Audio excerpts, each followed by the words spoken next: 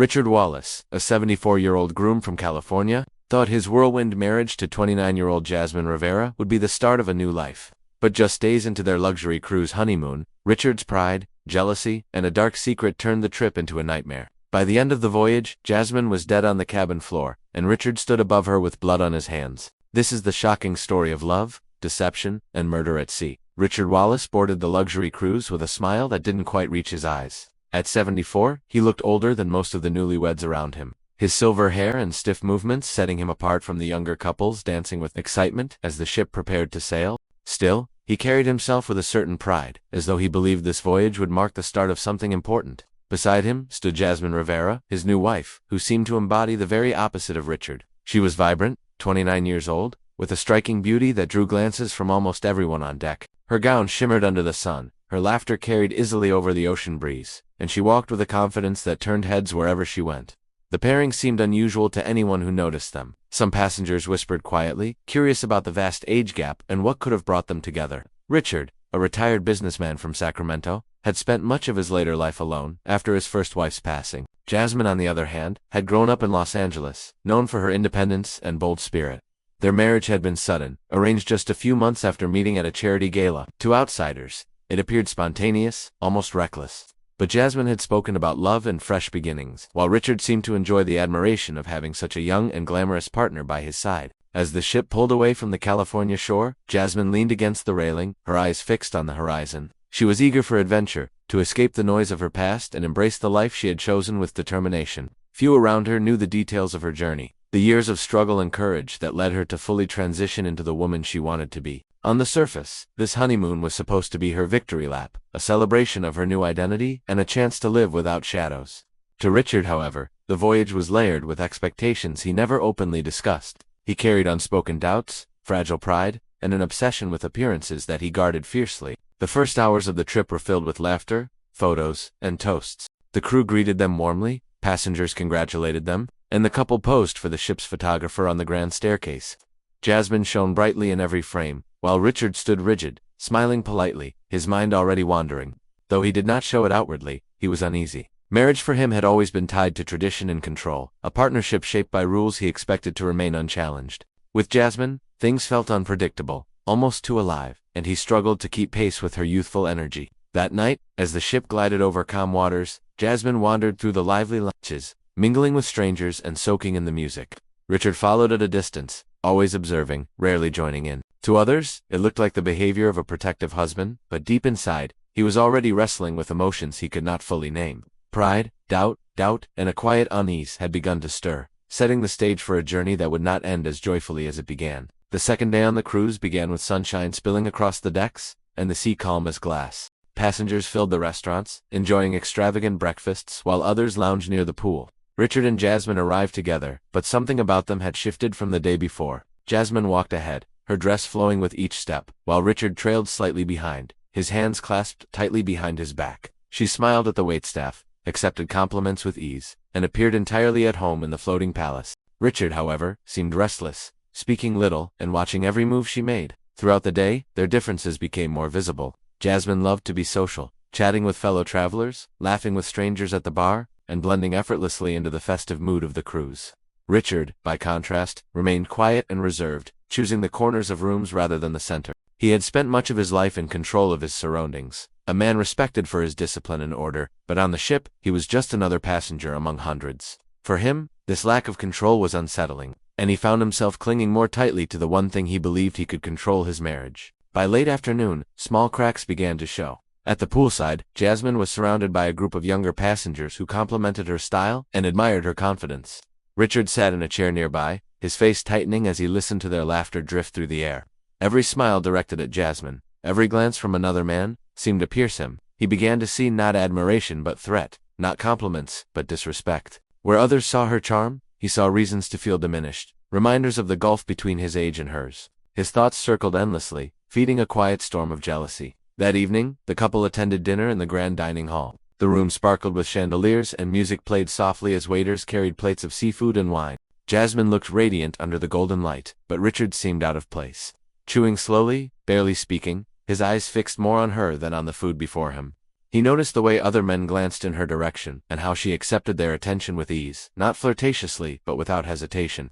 For Richard, each interaction deepened the sense that he was losing something, though he could not fully name what it was. Later, as they walked back toward their cabin, Richard's silence grew heavier. Jasmine, eager to enjoy the night, stopped to watch a live band in one of the lounges. He stood at the back, his arms crossed, eyes narrowed, feeling invisible in a crowd that seemed to light up whenever she entered. Alone in the dim hallway after midnight, Richard lingered by the balcony of their cabin, staring out at the endless sea. The waves were black under the moonlight, moving with a force that seemed eternal and indifferent. In that vast darkness, his emotions hardened. What had started as quiet unease was becoming resentment, a heavy weight pressing on him with each passing hour. By the third day of the cruise, the ship had settled into its rhythm of endless entertainment, fine dining, and laughter echoing through its long corridors. For most passengers, it was a dreamlike escape from the ordinary world. But inside Richard Wallace's mind, the atmosphere had grown darker. He rose early, pacing the deck alone as the sun climbed over the horizon. To others he appeared like an older man simply enjoying the peace of morning, yet his thoughts were heavy and clouded. He was already consumed by the quiet conviction that something in his marriage was wrong, something beyond repair. Jasmine Rivera, however, thrived. She spent her mornings by the pool, her afternoons browsing the ship's boutiques, and her evenings soaking in the excitement of the lounges. She carried herself with a kind of effortless confidence, smiling at strangers, sharing stories, and blending seamlessly into the glamorous setting. She seemed untouched by the subtle tension that had begun to surround her husband. While she leaned into the joy of the voyage, Richard recoiled from it, turning his gaze inward and letting small suspicions multiply into larger ones. Crew members began to notice the imbalance. At breakfast, Jasmine often dined alone, her husband sitting a few tables away, watching but not joining. At the bar, she would laugh with fellow passengers, while Richard stood in the background, his posture rigid, his eyes locked on her every movement. The contrast between them drew whispers from those who observed it. Some assumed he was simply an overprotective older husband, others thought he looked unwell, but no one guessed the dangerous storm building behind his expression. As the days passed, Richard became convinced that Jasmine's presence on the ship invited humiliation. Her energy attracted attention, and her beauty drew glances that he interpreted as threats. His mind turned the admiration of strangers into something sinister, convincing him that he was losing control. He thought about their whirlwind romance, the quick marriage, and the details of her life he had never fully asked about until after the wedding. A friend back in California had uncovered Jasmine's past, revealing her transition, and Richard had held that knowledge in silence. On the surface, he had pretended to accept it, but inside, his pride burned. Each smile from a stranger, each cheer in the lounge, became another reminder of what he believed was his shame. At night, when Jasmine slept, Richard stood on the balcony of their cabin staring at the endless sea. The waves stretched out in every direction, black and boundless, reminding him of his own fury, relentless and unstoppable. He thought of his first marriage, of decades spent in stability, and of how quickly this new one had turned into something he no longer understood. He felt tricked by fate, humiliated by whispers he imagined in every passing glance, and trapped in a commitment he now saw as unbearable. The silence of the ocean gave him no comfort, only a reflection of his growing obsession. By the end of the third day, Richard no longer looked like a man on a honeymoon. His shoulders slumped under invisible weight, his eyes hollowed by sleepless nights, and his silence sharpened into something dangerous. The other passengers carried on with their joy, unaware that within one cabin, resentment was evolving into something far more deadly. The fifth evening of the cruise arrived with anticipation among the passengers. It was the night of the masquerade party, one of the most celebrated events on the ship, and the atmosphere was thick with excitement. The grand ballroom glowed under crystal chandeliers, and masks of every color and design filled the room. Couples twirled to the rhythm of live music. Glasses of champagne sparkled in the candlelight, and laughter echoed through every corner. For most, it was an evening of fantasy and celebration. But for Richard Wallace, it became a stage for his darkest thoughts. Jasmine Rivera entered the ballroom in a silver gown that shimmered like water under the lights. A delicate mask framed her face, accentuating her features and capturing the admiration of everyone around her. She appeared radiant, like a figure made for such glamour, and her confidence only heightened the attention she drew. Men and women alike turned to watch as she passed, and her laughter rose above the music as she joined in conversations. To Richard, standing quietly at the edge of the room, the sight was unbearable. His mask, plain and dark, only sharpened the contrast between them. He looked more like a shadow than a guest, blending into the background while his wife lit up the center of the gathering. From across the room, Richard's eyes followed her every step. Each hand that brushed against her as people greeted her, each moment of attention she received, stoked the fire of resentment he had been nursing since the voyage began. In his mind, admiration turned to ridicule, as though the room full of strangers was mocking him. The elderly husband who could not keep pace with the young and magnetic bride. He felt invisible, diminished, and betrayed, even though Jasmine had done nothing more than enjoy herself. Hours passed, and the music grew livelier. The ballroom was alive with energy, but Richard remained rigid, sipping his drink slowly and speaking to no one. Jasmine danced briefly with other passengers, laughing freely, her silver gown swirling with the motion of the music. For her, it was just a moment of fun, but for him, it was proof that he had lost control. His thoughts tightened around the idea that this marriage was no longer real, no longer his to command. Pride and anger fed each other, and his silence turned dangerous.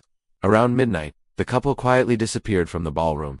Few noticed their absence at first, the festivities still raging in full swing. Richard walked several steps behind Jasmine as they made their way down the long corridor leading to their suite. The distant hum of music followed them, but the air in that hallway felt heavier, colder. Jasmine's footsteps were light and careless, but Richard's were heavy, deliberate, carrying the weight of a decision that had already formed in his mind. Inside their cabin, the celebration of the night seemed a world away. The room was quiet except for the faint sound of waves brushing against the hull. The masks were set aside, but Richard's face carried the same hollow expression. The masquerade had ended for him long before they left the ballroom. What had been intended as a night of fantasy and escape had hardened his resolve, shaping his resentment into a chilling certainty. By the time dawn approached, Richard was no longer wrestling with doubt. He was preparing for an end that only he could see. The morning began with chaos that shattered the carefully maintained order of the cruise ship. Crew members were startled awake by frantic calls from passengers on the upper decks. A scream had pierced the quiet hours just before sunrise, sharp enough to echo through the narrow halls and jolt people from their sleep. Security officers rushed toward one of the private suites, where the noise had been reported. As they neared the door, the scene inside became clear through the muffled sounds of struggle and cries that quickly fell into silence. When the officers forced their way in, the sight that met them would haunt the ship for the rest of its voyage. Jasmine Rivera lay collapsed on the carpeted floor, her silver nightgown soaked through with deep red. Multiple stab wounds marked her body, the violence of the attack evident in the sheer number of injuries. Beside her, standing rigid and trembling, was Richard Wallace. His white shirt was smeared with blood, his hands shaking as he clutched the knife that had ended the life of his bride. His face carried no clear expression, neither rage nor regret, only a hollow stillness that chilled those who looked at him. The officers quickly disarmed him, but Richard did not resist. He let the blade fall to the ground with a dull clang, his eyes never leaving Jasmine's still body. Witnesses later described him as pale and drained, as though whatever had driven him had vanished the moment the final wound was struck. The room smelled of iron and salt, the sharp scent of blood mixing with the faint perfume that lingered from the night before. For the crew who entered, it was a sight that clashed violently with the glamour and celebration that had filled the ship only hours earlier. Medical staff rushed in, working desperately to save Jasmine, but it was too late. The severity of her wounds left no chance of survival. Passengers gathered outside the suite, whispering in confusion and fear as news spread quickly through the ship. Some cried openly, shocked that such violence had erupted in what had been sold as a week of romance and escape. Others held their children close, staring at the officers as they led Richard out of the cabin in handcuffs. The sight of an elderly man, dressed like any other tourist, yet marked with blood, sent waves of disbelief through the crowd. As the body was covered and carried away, silence hung over the hallway. What had begun as a honeymoon had ended in horror, and the once celebratory ship now carried the weight of tragedy. The ballroom, the bars, and the pools still existed, but the energy of joy had drained away, replaced by unease that would linger until the voyage was over. Every passenger who had seen the couple earlier in the week now replayed the images in their minds. Jasmine laughing, Richard watching. The sharp difference between them and tried to make sense of how it had led to this. The cruise ship continued moving through calm waters, but for everyone on board, the illusion of paradise had been destroyed. The shocking crime had turned the floating palace into a cage of fear, and the cabin where it happened became a place whispered about in dread. What was meant to be a celebration of new love had ended in blood, and the echoes of that night would never leave those who witnessed it. When the ship docked at its next stop in Mexico, local authorities were already waiting at the port. The scene was somber as uniformed officers boarded to take custody of Richard Wallace, who shuffled down the gangway with his wrists bound in steel cuffs. Passengers leaned over railings to watch, some still shaken by the horror of the previous morning. Many could not reconcile the image of the frail-looking elderly man being led away with the violence he had committed just hours earlier. The ship that had promised romance and luxury was now forever tied to tragedy. Investigators moved quickly to piece together the final days of the ill-fated marriage. Interviews with crew and passengers painted a picture of growing distance between Richard and Jasmine. Witnesses recalled her vibrant presence, how she laughed easily and drew others toward her. They also noted Richard's silence, his brooding gaze from the corner of every room, and his tendency to trail behind her as though watching rather than participating. The timeline showed a progression from unease to resentment, and finally to the violent outburst that ended her life. Back in California, the story spread across television screens and newspapers. Headlines captured the disturbing contrast. an elderly groom and a young bride, a honeymoon that ended in blood, and a crime committed in the middle of a luxury cruise.